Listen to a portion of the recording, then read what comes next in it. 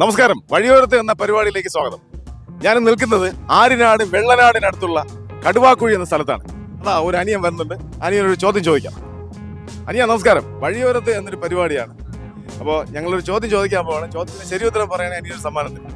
അനിയ ചോദ്യം ഇതാണ്: ഇന്ത്യയിൽ ആദ്യമായിട്ട് തിരമാലകളിൽ നിന്ന് വൈദ്യുതി ഉൽപ്പാദിപ്പിക്കുന്ന ഒരു പദ്ധതി തുടങ്ങിയത് തിരുവനന്തപുരം ജില്ലയിലാണ്. അതായത് ഇന്ത്യയിൽ ആദ്യമായിട്ട് തിരമാലകളിൽ നിന്ന് വൈദ്യുതി ഉൽപ്പാദിപ്പിക്കുന്ന ഒരു പദ്ധതി തുടങ്ങിയത് തിരുവനന്തപുരം ജില്ലയിലാണ്. കേരളത്തിലെ തിരുവനന്തപുരം ജില്ലയിലാണ്. ആ തിരുവനന്തപുരം ജില്ലയിൽ ആ സ്ഥലത്തിന്റെ പേരെന്ന് പറയാമോ? ആ സ്ഥലത്തിന്റെ പേര് വിഴിഞ്ഞം. കുറച്ച് പറയാ. വിഴിഞ്ഞം. വിഴിഞ്ഞം ശരി ഉത്തരവാണ്. വിഴിഞ്ഞം ശരിയാണ്. അനിയൻ പറഞ്ഞ ഉത്തരം വളരെ ശരിയാണ്. അപ്പൊ അനിയനൊരു സമ്മാനം കൊടുക്കാം.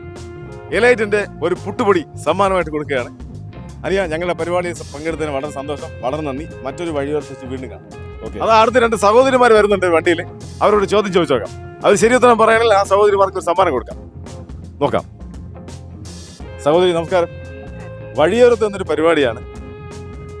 ഞങ്ങൾ ചോദ്യം ചോദിക്കാൻ പോവാണ്. ചോദ്യത്തിന് ശരി ഉത്തരം പറയുകയാണെങ്കിൽ ഒരു സമ്മാനം തരാം. ഓക്കെ. അപ്പോൾ ചോദ്യം ചോദിക്കാൻ പോവാണ്. മനുഷ്യന്റെ ശാസ്ത്രനാമം എന്താണ്?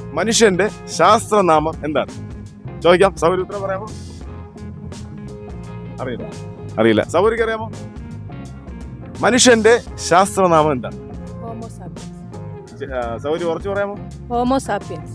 വളരെ ശരി ഉത്തരം. Homo sapiens. വളരെ ശരി ഉത്തരമാണ്. ഒരു സമ്മാനം. ഉത്തരം പറഞ്ഞ സഹോദരിക്ക് എലൈറ്റിന്റെ അരിപ്പൊടി ഒരു പാക്കറ്റ് സമ്മാനമായി തരികയാണ്.